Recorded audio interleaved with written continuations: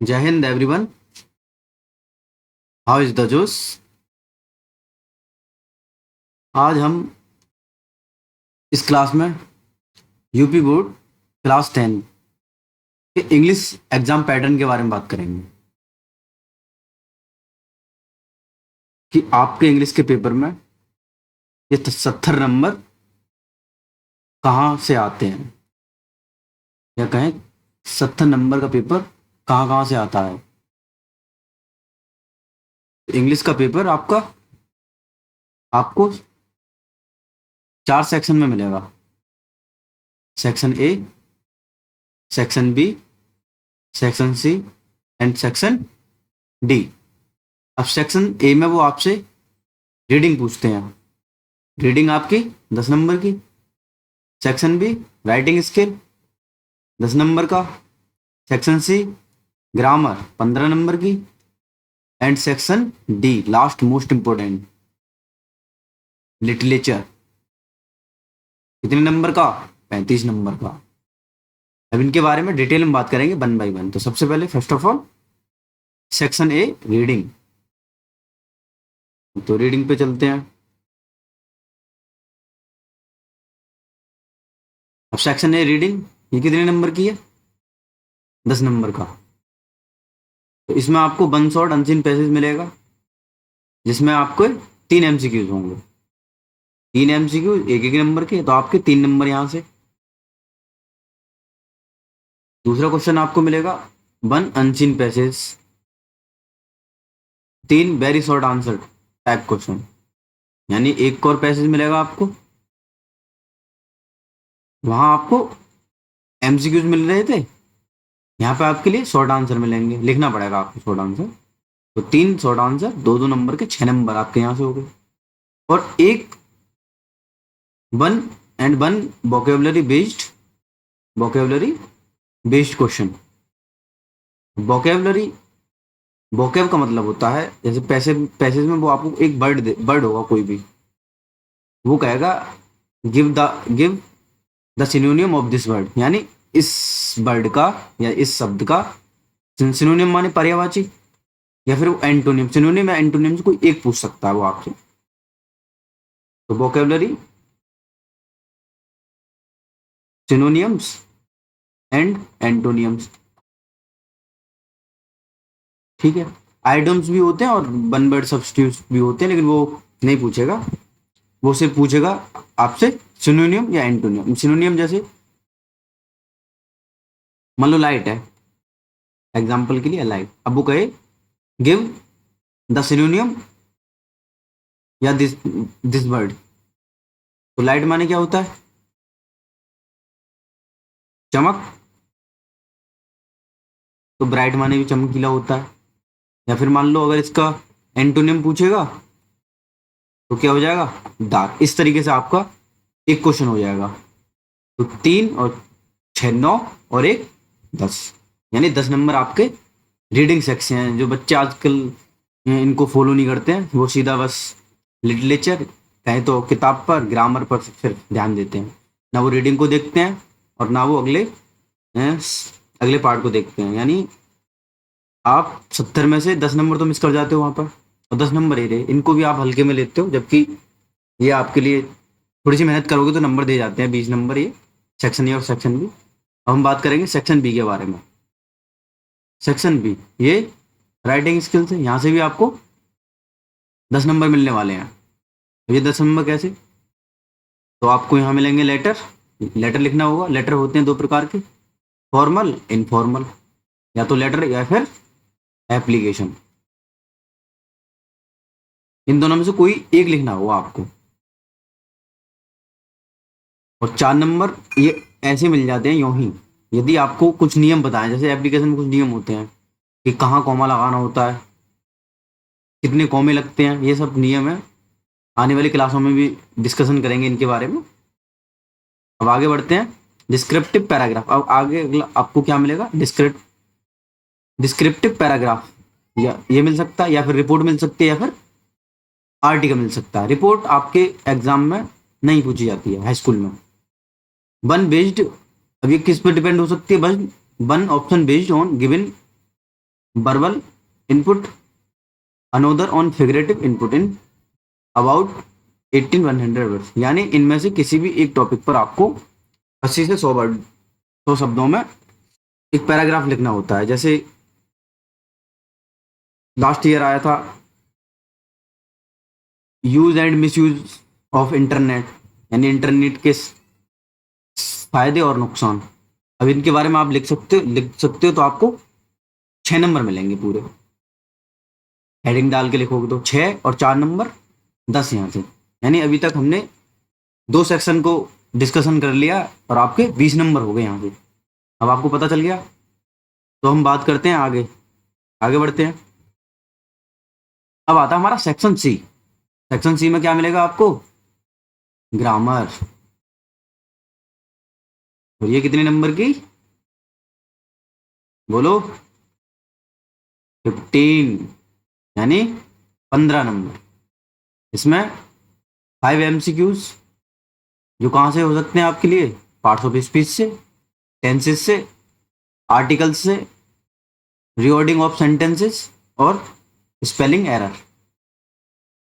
अब ये क्या है? अब इनमें बात करते हैं तो पार्ट्स ऑफ स्पीच को आप लोग जानते होंगे।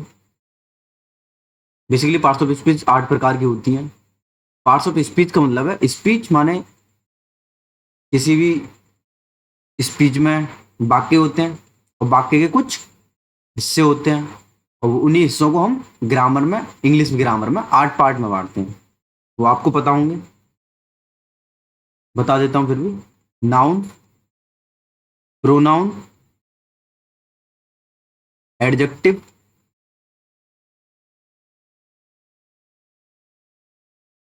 वर्ब,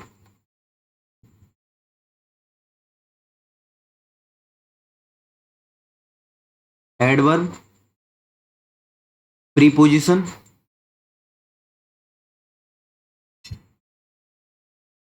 कंजक्शन,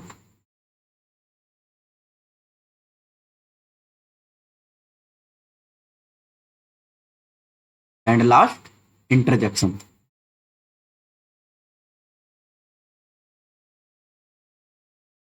ठीक है, ये 8 होते हैं। अब कोई एक सेंटेंस दे देगा आपके लिए, उनमें से कहेगा find out this in one word, noun, pronoun, इनमें से कहेगा इस वाक्य में क्या नाउन है क्या प्रोनाउन है, उनको छांट दीजिए आप। अगला आ सकता है आर्टिकल से भी आ सकता है। ये क्या होता है? आर्टिकल 3 होते हैं, आपको सबको पता है। AN D, इनका यूज पूछ सकता है। रिवर्डिंग ऑफ सेंटेंस, एक गलत वाक्य दे देगा आपको और उसको कहेगा इसको सही क्रम में लगाइए। अगला स्पेलिंग, आपको 4 स्पेलिंग दे देगा लगभग। वो 4 स्पेलिंग में से एक सही होगी, 3 गलत होंगी, तो कहेगा, पूछेगा गिव द करेक्ट स्पेलिंग। तो 5 क्वेश्चन MCQs यहाँ से और एक नंबर के, तो 5 नंबर यहाँ से आपके। 3 very short answer type questions. और अगले आने वाले 3 सवाल, 3 क्वेश्चन मिलेंगे आपके लिए नरेशन से, वॉइस से और पंक्चुएशन से। नरेशन क्या होता है जानते हो आप लोग? Direct and indirect. Voice active and passive. Punctuation, कुछ रूल होते हैं इसके, जैसे किसी वाक्य में कौन सा लेटर कैपिटल लेटर में बनेगा, स्मॉल में बनेगा, कहाँ कॉमा आना है, कहाँ फुल स्टॉप आता है, कहाँ एक्सक्लेमेटरी साइन आएगा और कहाँ क्वेश्चन मार्क आएगा। ये सब पंक्चुएशन के अंतर्गत आते हैं। तो ये 3 सवाल, और कितने नंबर का? ये 2 नंबर का, तो आपके यहाँ से 6 नंबर। अगला, translation of a short passage from Hindi to English. इसमें लगभग 4 से 5 सेंटेंस हो सकते हैं, बस कम से कम तो 4 मिलेंगे आपको। और ये आपने अगर इसकी हिंदी से सही इंग्लिश बना दी तो वो आपको पूरे 4 नंबर देंगे। इस प्रकार से आपके 6 नंबर यहाँ पे, 5 ये रहे और 4, यानी 15 नंबर मिल गए। यानी अभी तक हमने 3 सेक्शन कवर कर लिए और आपके लिए 35 नंबर। अब एक चीज यहाँ पे आपको बता दूं मैं कि जब भी ट्रांसलेशन की बात आती है तो बेसिकली उसमें होता क्या, स्टोरी कहानी होगी कोई ना कोई। अब कहानी को बनाने का क्या है कि आपको पास्ट टेंस का आना जरूरी है। पास्ट टेंस यानी पास्ट टेंस का आना जरूरी है आपके लिए। क्या इसको याद रखें कि आपको अगर स्टोरी बनानी है तो आपके लिए पास्ट टेंस आना चाहिए। ये हमने 3 सेक्शन डिस्कस कर लिए अभी तक। अब बढ़ते हैं हम अगले सेक्शन की तरफ, जो कि हमारा लास्ट और सबसे इम्पोर्टेंट पार्ट है। और इसी क्लास के अंत में भी आपको कुछ इंपॉर्टेंट चैप्टर के बारे में बताया जाएगा, तो लास्ट तक देखते रहिए। अब हम बात करते हैं सेक्शन डी के बारे में, जो बोर्ड एग्जाम की दृष्टि से काफी इंपॉर्टेंट है। लिटरेचर, सेक्शन डी में लिटरेचर कितने नंबर का, 35 नंबर का। फर्स्ट फ्लाइट जो आपकी किताब का नाम है, टेक्स्ट बुक। फर्स्ट फ्लाइट में प्रोज एंड पोइट्री 23 मार्क्स। इसमें पहले बात करेंगे हम प्रोज के बारे में। प्रोज में आपके लिए 2 MCQs फ्रॉम एक्सट्रैक्ट, यानी 2 MCQs मिलेंगे आपके लिए, वो 1-1 नंबर के होंगे, तो 2 नंबर यहाँ से मिलेंगे आपको। 3 MCQs बेस्ड ऑन लेसन्स, यानी आपकी किताब के प्रोज में जितने भी लगभग 9-10 चैप्टर हैं उनमें से 3 MCQs आ पूछेगा, तो वो 3 1-1 नंबर के, तो 3 नंबर यहाँ से मिलेंगे आपको। 2 short answer type questions in about 30-40 words each, यानी आपको 3 शॉर्ट आंसर मिलेंगे, जिनमें से आपको छूट दिया है कि किन्हीं 2 का आप जवाब दे सकते हैं। 2 शॉर्ट आंसर 3-3 नंबर के, 6 नंबर आपको यहाँ मिले। 1 long answer type question in about 60 word, ऐसे ही आपको 2 लॉन्ग आंसर मिलेंगे, और 2 में से आपको 1 लिखना होगा। कितने नंबर का, 4 नंबर का। तो यहाँ से देखो काउंटिंग करो कितने नंबर मिले, 3 और 2 5 और 6 11 और 4 15, यानी प्रोज और पोइट्री मिला के 23 नंबर। और 23 नंबर में से सिर्फ आपका प्रोज कितने नंबर दे रहा है, 15 नंबर। तो लिटरेचर में भी आपको सबसे ज्यादा कहाँ मेहनत करनी चाहिए, प्रोज के अंदर, क्योंकि ये आपके लिए सबसे ज्यादा नंबर दे रहा है, वेटेज सबसे ज्यादा नंबर का वेटेज है। अब बात करते हैं पोइट्री के बारे में। पोइट्री पोइट्री देखो आपके लिए 8 नंबर की आएगी, इनको भी नहीं छोड़ना, इनको भी पढ़ना है, क्योंकि हमें 1-1 नंबर बहुत इंपॉर्टेंट है। 2 MCQs based on given extract, एक आपको स्टेंजा मिलेगा और उसमें से MCQs पूछ लेगा 2, 1-1 नंबर के 2 number. 1 short answer type question based on poetry lesson, किसी आपकी किताब के पोइट्री किसी भी चैप्टर की पोइट्री उठा सकता है वो, और उसी से रिलेटेड कुछ सवाल पूछ लेगा आपसे। 1 शॉर्ट आंसर जो आपका कितने नंबर का, 3 नंबर का। या फिर आप ये नहीं कर सकते तो फिर आपको कोई एक पोइम 4 लाइन की याद हो उसको लिख सकते हैं, यानी इनमें से एक करना होगा। अगला central idea of given poem, आपको 3 पोइम मिलेंगी और उनमें से किसी एक का आपको सेंट्रल आइडिया लिखना पड़ेगा। इसी क्लास के अंत में ही बताएंगे आपको कि आपके लिए कौन सा सेंट्रल आइडिया इंपॉर्टेंट है। तो 3 नंबर का आपका ये, यानी 2 3 5 और 3 8 नंबर मिले आपको पोइट्री से।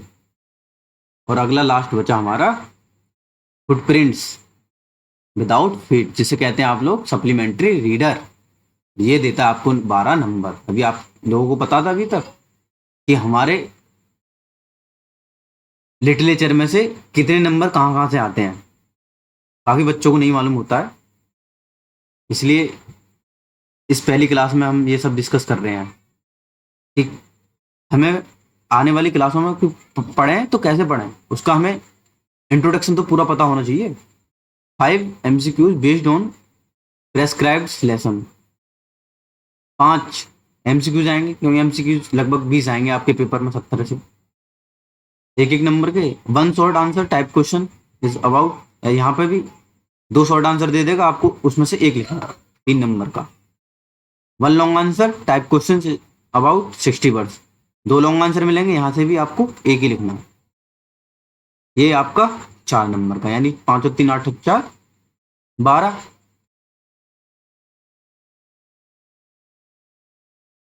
23 नंबर प्रोज और पोइट्री के, और 12 नंबर फुटप्रिंट्स सप्लीमेंट्री रीडर्स के। तो कितने नंबर हो गए? 35 नंबर। और 35 हमारे तीनों सेक्शन को मिला के कितने नंबर हो गए? 70 नंबर हमारे। अब हम यहाँ पे कुछ इंपोर्टेंट लेसन्स के बारे में बात कर सकते हैं। ठीक है, तो हम पहले बात करते हैं प्रोज में। प्रोज में कौन कौन से चैप्टर आपके लिए इंपोर्टेंट है? तो प्रोज में सबसे पहले इंपोर्टेंट है आपका ये वाला चैप्टर। पहला चैप्टर आपके लिए काफी इंपोर्टेंट है, ए लेटर टू गॉड। हर बार सवाल आते हैं यहाँ से, और इस बार भी डेफिनेटली पूछेगा। अगला चैप्टर नेल्सन मंडेला। इसके बाद वैसे आपको पढ़ने तो सभी होंगे, लेकिन इंपोर्टेंट की बात करते हैं। तीसरा चैप्टर आपके लिए प्रोज में from the dairy of Anne Frank. 3 chapter हो गए। अगला आपके लिए ग्लिम्स ऑफ इंडिया में से ये वाला कुर्ग, काफी इंपोर्टेंट चैप्टर है। और अगला है मैडम राइड्स द बस। ये भी चैप्टर आपके बोर्ड एग्जाम की दृष्टि से काफी इंपोर्टेंट है। और लास्ट चैप्टर और है द सरमन ऑफ बनारस। ये चैप्टर आपके गौतम बुद्धा के बारे में है। तो प्रोज में आपको इतने चैप्टर कम से कम पढ़ने पड़ेंगे। हालांकि पूछेगा तो वो और भी पार्टों से, लेकिन ये इंपोर्टेंट ज़्यादा हैं। बात करते हैं पोइट्री के बारे में। तो पोइट्री में सेंट्रल आइडिया पूछेगा बेसिकली। पोइम तो आप किसी चैप्टर किसी भी पोइम की 4 लाइन याद कर सकते हैं, लेकिन सेंट्रल आइडिया, पहली पोइम द स्टॉप स्नो और दूसरी फायर एंड आइस, एक और ए टाइगर इन द जू। इन दोनों में से जरूर कोई ना कोई आपको पेपर में मिलेगी। 3 पोइम होगी, एक अमांडा,